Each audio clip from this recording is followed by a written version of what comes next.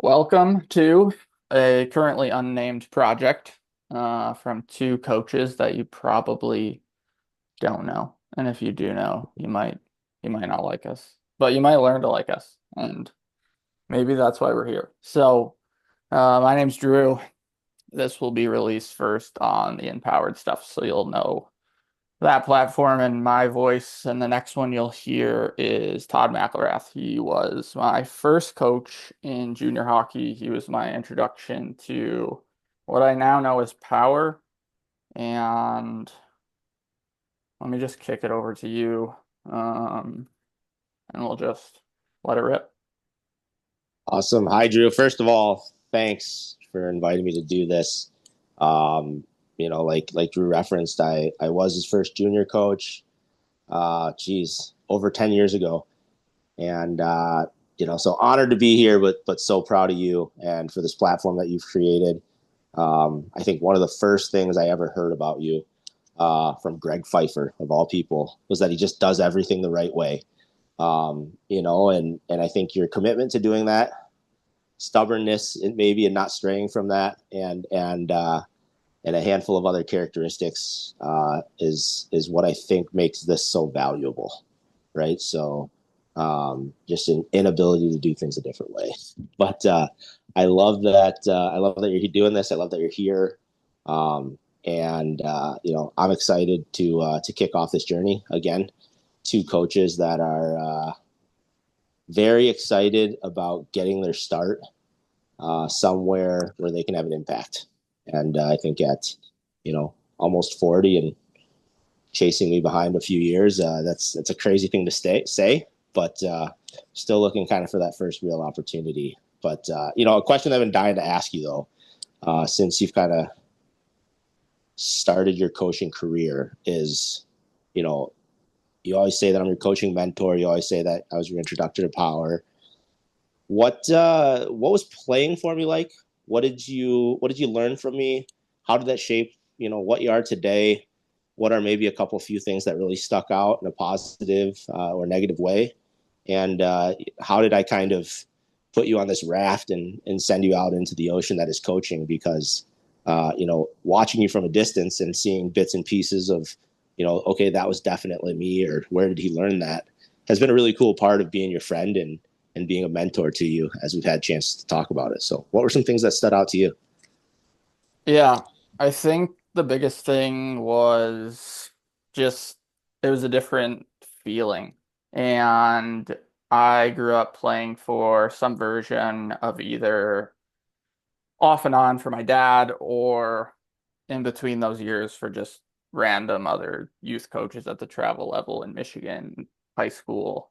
And it was all some version of the same. And it was just a lot of negativity, a lot of anger, a lot of shame, a lot of guilt. And those were like the motivating tactics, which now I know as force. And I knew how it felt and I didn't like it. But until I played for you, I just thought that was normal because you have there's no contrast.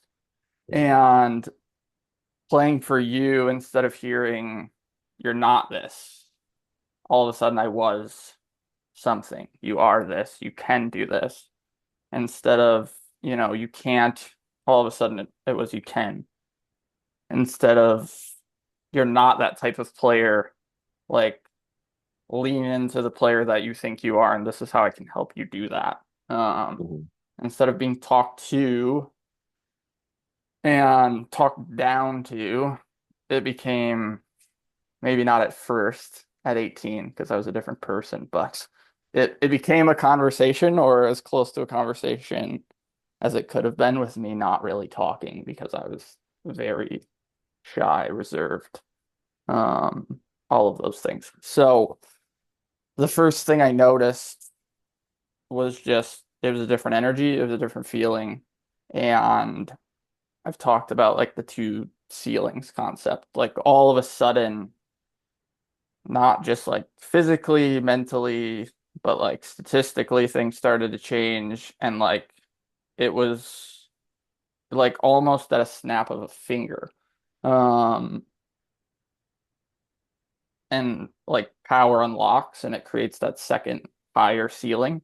And all of a sudden I just felt empowered. I had just more, I had more to give. I wanted to give more. It was an inspiration source.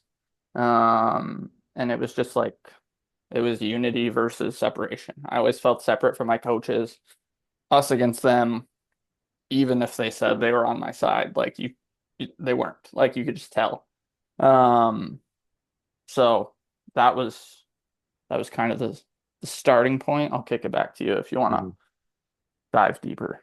Yeah, and I think early on, like you said, like our coaching experiences were almost as different as our playing experiences, right? So, just for the people that don't know, I started coaching Drew, um, honestly, kind of before I stopped playing.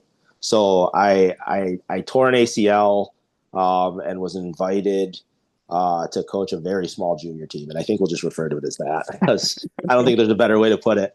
Yeah. Um, but I had just come from, the 4 or 5 coaches I had before that were Stanley Cup champion, first round draft pick, Stanley Cup champion, current NHL coach. So that was my lineage, kind of 5 years back from that. So, and like I said, after I coached Drew that year, I literally went and played more.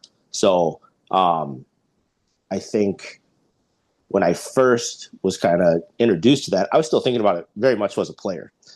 Like, here's a guy that's good. So if I was playing with him, you know, how would we do this if it was just you and I staying after practice? And it was, where do you like to get the puck? All right, what do you like to do when you get it here?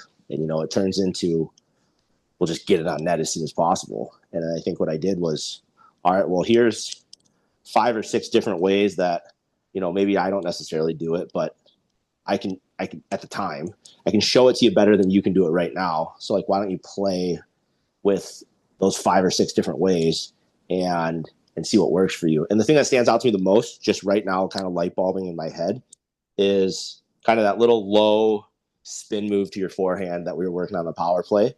That now you see it every single day. Every game in the NHL, you see a low guy try it, which is kind of crazy, lucky coincidence, or maybe it's a self fulfilling prophecy. But and you found that, and you probably had 10 points that following season, kind of doing that exact same thing, Mhm. either finishing or kicking it over to a backdoor guy. Um, but it was just little stuff like that where it wasn't necessarily me coaching you. Um, and the way that I say teaching versus coaching, but like you said, it was conversational, even if you were just nodding your head or shaking your head at the time. But, it was like, does this work for you? Does this not work for you? Are you going to be able to implement this? Because a lot of times I think, especially with youth hockey or younger players, you'll give an idea and they'll go, yeah, sure, that's sweet, but they have no idea how to use it in the game, right? So, and, we also, you talk about just the opportunity that we had with all that ice was, we had the ability to just work on it forever, right? Like, not everybody has 3 hours a day to sit on an actual sheet of ice with a goalie and a defenseman to just do that. So we were fortunate. And that helped me as a coach too, right? Because I had complete autonomy sort of with that power play unit to just kind of discover the way that we could be best over, call it a 5 month period. And it was really fun. I fell in love with coaching kind of in the same way that you fell in love with playing again before it got ruined. But everybody here knows that story already. Um, and then I think it was really cool to see your transition from being forced coached to power coached, and then you kind of develop, it's not an arrogance, but it's like oh, so this guy's going to be like that. You know what I mean? So once you know the difference, or I Yeah. think, I am remembering you referencing, like, once you feel the difference, you can't unfeel it. Mhm. And I think, you're smart enough where when you did play for guys that weren't like me, you were able to go, all right, I'm not going to get this the way I would prefer it, but how can I absorb this the best I can? And then you can still develop as a player, right? So you're almost self coaching, taking in information from, just what you kind of heard as a Charlie Brown teacher, just want, and filtering it and applying it. But it's a survival instinct, right? Like you're not looking forward to doing that every day. You just want to play hockey as much as you can. So, it sucks. But, just kind of to tie that, kind of full circle, it's one thing that we did say to guys when we coached together, hey, we will be the easiest coach you ever play for. So you need to absorb this and then kind of move on. So like what was, everybody knows the journey, but it's, if you're giving advice to coaches or players listening, like what was it like after that? So you get an introduction to me. We're pretty successful. We didn't win it all, but we were close. And then you go on to coaches that aren't that way. You know, what would you say to those coaches now if you could? We don't have to say names, or you can. I don't have an issue throwing people under the bus, or even advice that you can give the players that find themselves in that same situation. They've had a great coach and now they have one they don't necessarily love. Get out. Yeah, kind of. But yeah, like, have you seen? I think it's a movie. It might be a book too. Have you seen Lost Horizon? Yeah. So like Shangri-La is Mm-hmm. like something that Hawkins ends up talking about in Power versus Force. But like once you feel like playing for you, talk about levels like 500 and above, like um, joy, love, unconditional love, all of that stuff. So like you feel this high state and you're in this high state every day coming to the rink. It's enjoyable, it's fun, it's inspiring. And then like once that guy left Shangri-La, he like it had to become his life's mission to like get back because coming back to reality or wherever he went, away from that place, you can feel the gap. The gap becomes so apparent, um, in terms of energy. And it was the same thing for me. Like I found my Shangri-La playing for you, and then you go on to college and you get that below 200 energy back, and it's just like, fuck, am I gonna do with this? But yeah, like it's tough. Like there were days that I I was a kid that always wanted to be at the rink with you, and you become a different person, and it's just the energy that you're around. Like through osmosis, you get it. But like there were days I wish that we had the transfer portal like it is now. I would have been out in a second. Mm-hmm.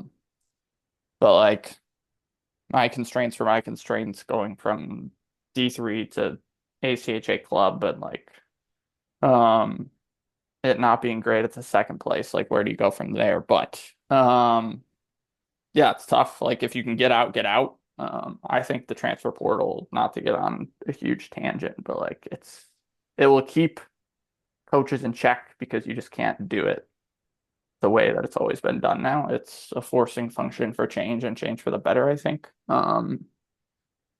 So yeah, like my advice is get out if you can, use the transfer portal, go somewhere else. Find ways to vet your coaches, find ways to ask better questions, find ways to scout them out before you get there. Talk to teammates that you know that know people there.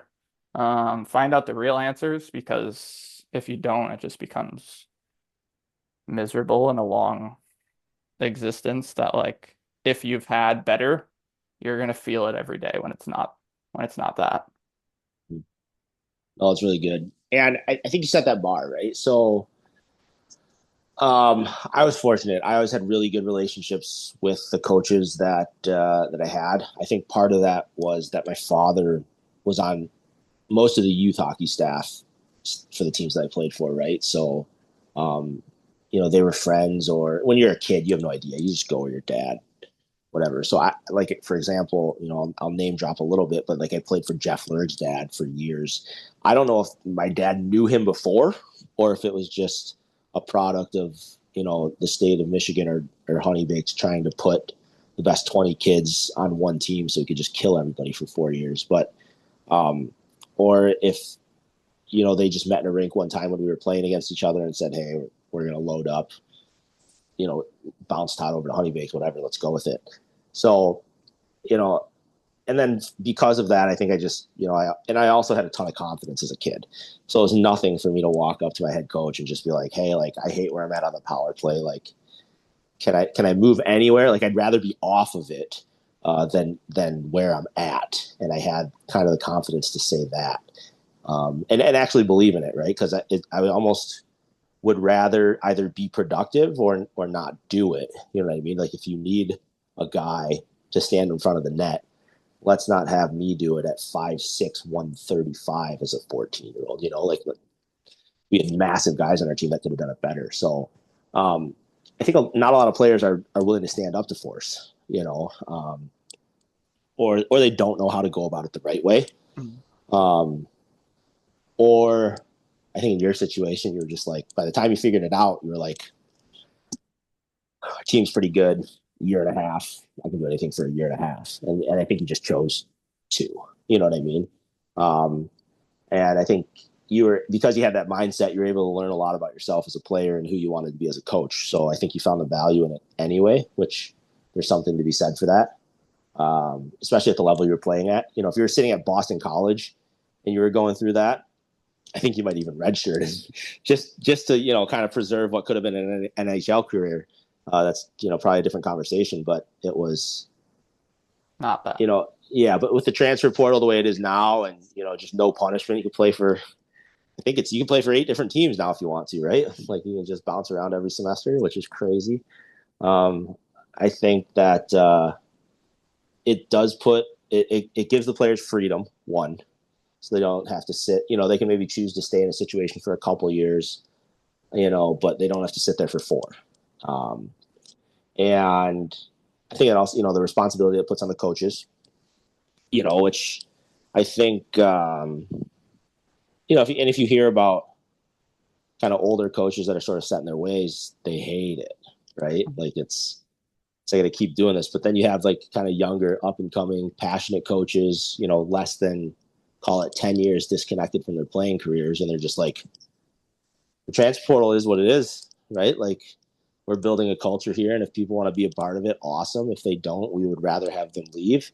And we'll find our people, which is a phrase that you use all the time. And so I think that their willingness to embrace it is only going to make it better, and eventually there will be some guardrails put onto the transfer portal, I'm sure, just like at LA and stuff. But as we learn about it, but it's going to be valuable. It's going to push people out of coaching. It already has Mm. one very famous name, but I don't know a ton about his situation, so I won't drop it. But Mm. it's it makes faking it and resting on what you did over the last 10 years impossible, right? Like, you have to actively be making your players better, or you'll get exposed because you'll just see a first round draft pick leave, So Yeah. it's good. Talk to me about like to circle back to the beginning. Like, obviously, and we were talking off air a little bit about it, but like just like where, or even if you had necessarily like an aim, but like you start coaching that year at 24, 25, Mm-hmm. and like you talked a little bit about just like kind of treating it as if all of your players were just your teammates. But did you have like an aim or like mentors that you had learned from that you wanted to do it like you definitely didn't want it to do it like anything like that? Yep. I mentioned the coaches that I was playing for right before that. So, and I'll say these guys' names because as an adult, I've developed really good relationships with them. First one being, Stanley Cup winner Todd Reardon. He was my last college coach. So the guy that I saw right before I saw you, that I respected the most, that was the season I kind of transitioned to playing defense quite a bit. He ran our D, obviously, NHL defenseman forever. And he was the first guy that was just kind of like, hey, like, you're new to playing this position every day. Um, what strengths do you think you have? What weaknesses do you have? And like, How are you going to apply these strengths that you've had as an undersized forward your whole life, and now as a Division One defenseman, how can we use those? And then what weaknesses do you have? And my initial answer was, well, I'm 5'7", 160 pounds, and I got to guard people that are 6'4", 240. But it's, and it was okay. Well, here's some ways I can teach you to get around that. And we'd watch film, and then we would apply it. And we weren't great, so I'd go -3 in a 5-2 game, and he'd be like, "Well, we know that didn't work," and it was fleeting, and he had a sense of humor about it, but the tone of it was serious because he can make a comment like that because he had spent so much time with me unpacking every detail, and he knew I cared and I knew he cared, so we could joke about it and just be like, yeah, it wasn't great, but and we could just keep going. And so I think, like you said, once you feel it, you can't unfeel it. What was that? And then the coach that I had the year before, um, probably my best year at Bowling Green, um, I didn't love. You know what I mean? So it was like I was taking everything at face value. And then the biggest detriment is I wasn't asking any follow up questions. Hey, this is how we're going to run it. Okay. And we weren't diving into anything. And at that level, the cliche, like you either get better or you're worse, like you don't stay the same. So every day I was making a conscious choice to get worse because I wasn't like, I need more of that. I need more of it. It was just bare minimum, get me the heck out of there. Right. So I knew I didn't want to be that as a coach. And early on in my coaching career, I jokingly would say, like, I think I'm on the right path because I had a lot of coaches that I knew I didn't want to be anything like. And I mean, it's the reality of the situation was, even like everything I do, which is I think why you love me and hate me so much. Like, did I have a plan, a goal, a target? Like, this is how I want to be as a coach? Like, no. As secure as I was teaching the game of hockey, um, I knew I wanted to be successful right out of the gate. And I think we had all the talent in the world on that first team. I could have just stood there with a whistle and we would have won probably as many games as we did. Um, but it was fun to tinker, and I found myself. And then the guys that I was coaching alongside, right, on that first team, I think it was, as much fun as I had. It was, well, I'm not going to be that, you know what I mean? And then it kind of, it's kind of like playing Guess Who, right? If you put 100 coaches on a board, you just start flipping down the ones right away, and you kind of evolve into what you're going to be as a coach. And to tie it back to you and our relationship, um, I knew what kind of players I wanted to coach or I would enjoy coaching, and the kinds of players that like I didn't, you know.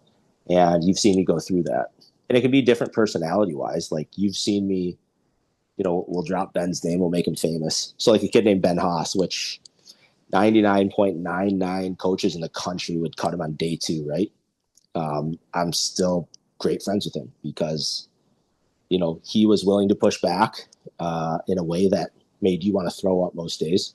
And I had zero issue with it. And I would come back at him with the same energy.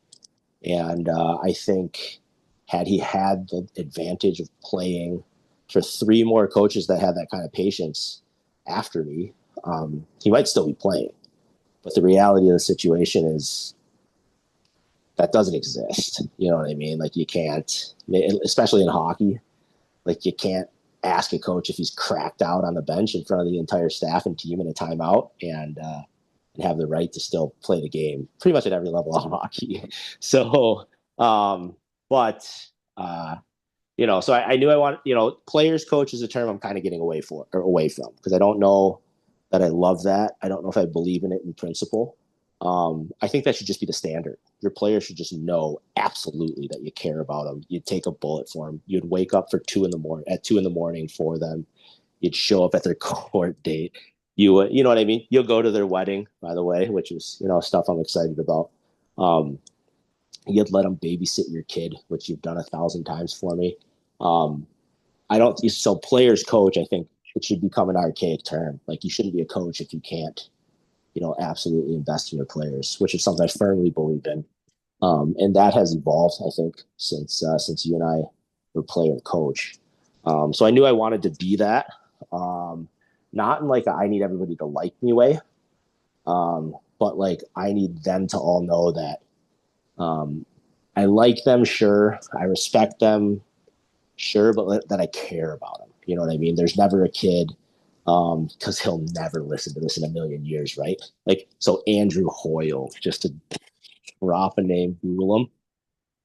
I enjoyed working with them because it was so unique. It was such a niche like experience for us that I think it shapes it teaches you how to deal with some stuff that you wouldn't see. We talk about how we would literally see something every day that neither of us had ever seen in hockey. Well, it's those are the kind of guys where it's like again 99.99% of coaches would fight would definitely cut them, but we needed them. So uh, so you learn how to coach those guys, and I think through that experience, it shapes you. I think I'd be a different guy if I just was an assistant coach, very quiet, fly on the wall for teams that went 50-10 and won championship every other year. I think that would be a lot of fun in ways, but I don't think I'd be who I am as a coach today. So it's like, do you sacrifice winning 10 games a year for the sake of development and then pray that somebody will give you a chance, or do you just ride winning for years, and just because your name's attached to it you'll get an opportunity before somebody else. I don't know which is better. I know which one I lived, um, and there are days that I hate it and there are days that I love it, but it doesn't really change it. So again, no real target, but I think I landed where I land just because I enjoy the human side of it more than the hockey side of it, I think. Yeah.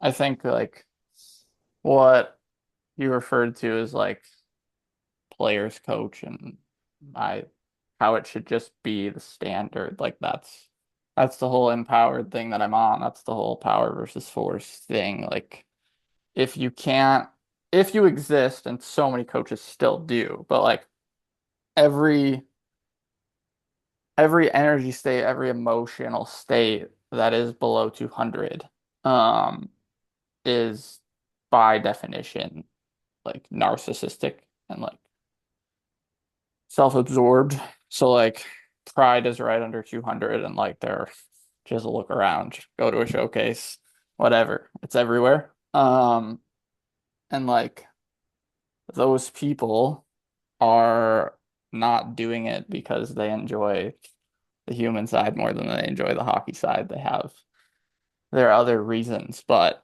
um the whole like thesis said in different ways that like power should be the standard and it's not. And like you said, your terminology, like players coach should be the standard and it's not. Um, I mean that's part of our struggle. It's part of not being able to like fit in right now. Just you can go based on percentages and we've talked about like finding your 4% or your 4 out of 1,000, your 0.4%, depending on who you're really going after. But um there's not a whole lot of places out there right now in hockey, and like elite people, energy wise, don't grow on trees. As much as we say that everyone's elite and every coach that we talk to is, but um, yeah, like power or players first, players coach should be the standard. If you want to rip on that a little bit. Yeah, and I mean I think coming from where I just came from, coaching, we'll just say in a pretty good junior league. I shared an office with a guy that didn't believe in the players coach idea, um, and older gentleman whose sons both played NHL games, right? So, and I think part of that was just naturally he was very type A, kind of a his way or the highway guy. But now that I've had some time to unpack it, um, at least in the era that I played in, I would consider him to be a player's coach. You know what I mean? He was engaging with guys on the ice, kind of jawing at them a little bit. I think the disconnect, and this probably isn't fair, was just he was 60 years old, came in as an interim, and did not have success right away. You know, like we kind of built, we simplified the game to the point where we were just winning 3-2 coin flips in the third period. You know, we were minimizing mistakes, and I think you initially when you try to dumb a game down to that level, you get a lot of pushback from the players, maybe quietly, because they don't want to disrupt things, especially at that level where they have a lot more to lose. So I learned a lot from just being a fly on the wall, and you heard me complain about it, and you heard me literally get to the point where I was like, this guy's going to get himself fired. There's just no way. But then at the end of the day, it's like you take a 2-8 team and you make playoffs. So it's, you know, and it was some of the players every day were like, this guy sucks. And some of them were just like, man, we're so much better, you know, and and then and I was a very silent, um, kind of soldier, which you know is not my personality. But it was the way that he wanted to run the show, which is fine. I mean, you look most places in the NHL, or slightly below that, and it really is that way. Even if the assistant coaches are the brightest people in the world, it still is head coach message, and that's just what it is. So for me, it was a learning experience. It was valuable. But when you talk about it, so many times, he was like, "There's no such thing as a player's coach. You can't be that way." And he would give me mentorship. I would ask like, "Hey, like, I would never say what you just said to a group of players. Like, where does that come from?"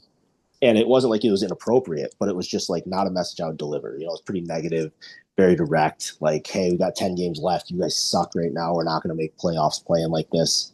And it's not necessarily a balance between power and force, but it's like when you're too supportive, too positive, too like it's like lead tasso, right? Like at some point you have to there has to be as a coach, like it can get there. I do have a little fu in my personality. If the standard is set and then we know you're just not meeting it, right? Like I'm your coach. I'm going to hold you accountable. And I think he did that in what I would call a tiptoeing the line way. Okay. And this is me trying to spin it in the most positive light I can. But, you know, and I may never get the opportunity to be, what I would consider to be a player's coach at the highest levels, or at least at the levels that I think my playing resume would support. It's like you're a national team development guy, USHL All Star, Division I player, and then my career just stops for reasons that everybody can Google. But as a coach, guys with my resume just get an opportunity. But I think if I choose to commit to coaching, I'm gonna have to kind of climb the ladder silently, right? And I'm gonna have to sort of spread who I am as a coach quietly and privately in coaches' rooms. Oh yeah, that's a good idea. And then the message is gonna have to kind of get passed upward, in a whisper, as opposed to this guy knows what he's talking about. And that could be ignorance. I might not. You know me. We've talked about that a ton. Maybe we're the crazy people, which is almost something I'm willing to accept. I don't want to because I don't believe it's true. But even if players coach should just be the standard, a lot of people are getting away with not being that, right? For sure. For sure. And like it's I don't know. There's different ways to like slice it and talk about it and like you can you can defend it based on results. You can't defend it based on user experience and like you had firsthand knowledge of it last year and like you've also been in different places in your coaching career where like you've always been kind of the counterbalance. Like you've been an assistant for a lot of force coaches. Um, some that we've both overlapped and played in the same rooms with. So like can can it be successful based on wins and losses? Yes. Um, can it be successful at levels where, like, here's the thing with force, it's self-exhausting. So, like, the success that we had with our junior team that you were an assistant on and we had a head coach, like, that head coach was force, but he's not going to have a guy at that level for 8 years, ever. He's never going to sign a kid to an 8-year contract that's going to get so sick of it. So, like, kids would win for him for a year or two. The results would justify putting up with the shit um, and the poor energy. And then they would leave and go on to college. So, like, I've talked about this before. Like, I think Force can succeed right now where there's a huge power dynamic imbalance still. So, like, the Federal League, the East Coast League, the SPHL, the North American League in juniors, tier three. Like, there are still places that it can, like, exist and win because the players won't be there long enough to, like, get tired of it if you're winning. Um, there's like a trade-off that most are willing to take. Um, if your team's not successful at those levels, like guys will quit, leave, go bag groceries, and just not deal with you. And make that choice willingly. So like, can it work? Yes. And like, can it work in the interim at the highest levels in the NHL? Yes. But like, there's always this downward trajectory, even if there's like the new coach bump. If that coach is forced, they could win a Stanley Cup in 4 months after I he saw takes that over. happen. Yeah. And then in 2 years, the players are in the GM's office saying, we got to get rid of this guy, man. So like the energy itself that it brings is self-exhausting and it's not sustainable. Um, but it can be unfortunate. And I don't want to give too many of these people ideas, but like it can be effective at those levels that I just mentioned. So like GMs go ahead and just line up and get your guy. But Mm-hmm. Yeah, but I mean, then you start talking long game versus immediate impact, right? And I think we joke about how the same 32 guys just keep getting recycled, but at the NHL level, I think you play. At least this is the evidence, right? You're seeing long game with players. Give me my Crosby, give me my McDavid, give me my Bedard, give me my Makar. But you're seeing outside of a couple of organizations, you're seeing short term thinking with coaches, right? Like just give me the guy that can get the most out of these players right now. And this could just be fan ignorance, right? Because neither of us have spent significant time in NHL locker rooms. But it sure seems that way, right? Like from the outside looking in. You'll have a guy that's at the desk at intermission talking about something, then 2 months later he's on the bench, successful deep playoff run, and then what are we 2019? 6 years later he's back on the panel, right? And now coaching again next year. So like that's the crazy side of that is I think the NHL's made the choice that there's 50 guys that can coach in the NHL and just quarter in the merry-go-round and go, which you know breaking the cycle is probably not an appropriate term to use, but like until enough guys, that and just non-hockey references, right? Until enough like PJ Flex or Dan Campbell's are successful enough that it won't change, because if I'm a president or GM, it's like I want a Stanley Cup more than I want, you know, Bennington and whoever to get along. You know what I mean? Which is again short term thinking, but in a very cutthroat business level, it's just the reality, you know. And then as you step down to the AHL, you can think differently. Who's the best guy to develop? ECHL, you know, who's the best guy to babysit our problems until we can get them to the level to develop, until we can get them there. And then when you start talking college, and it's just, you know, image for the school, you know, can we win once every 10 years? And then junior hockey is just becoming, how do we prepare children to be men at 16? And it's not, you know, it's, so when you balance long game versus short term success, it's like, where do you draw the line? And you and I believe you never should, right? Which is kind of what makes us lepers. You know what I mean? So, um, it's fine though, because you see the guys that would like to play the long game at the highest levels, and nobody can say a bad word about them, right? Like, I always talk about Guy Boucher a lot just because I thought he was like quirky and hilarious. But it was like, you know, is he going to be an NHL coach ever again? Who knows? But if you talk to anybody that played for him, best coach I ever had. You know what I mean? Cared about me, would spend extra time with me, you know, this, that, whatever. Where you don't hear, nobody accused Berube of being too nice, right? Like, he was a general and his soldiers won a war. And like, my name's not on the Stanley Cup, so I respect the heck out of that. But I'm just not willing. Like, I might not even be capable, honestly. My personality, I probably can't sit in front of a group of men and just scream for longer than what would be like 20 seconds. You know what I mean? You've seen me try to do it. You know, we walk out of the room and we kind of look at each other and we're almost laughing. You know, I'll get myself so worked up, and you've seen me do it. But then it's before the Zamboni's halfway done, I'll look at you and be like, I can't believe I just did that.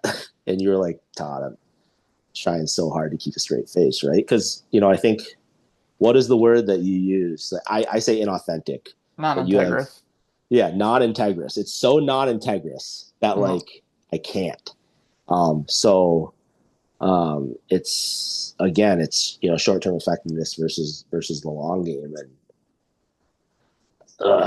you know what I mean? Like, you and I have spent a lot of years not coaching now, Mhm. in the 12 years we've known each other. So it's like,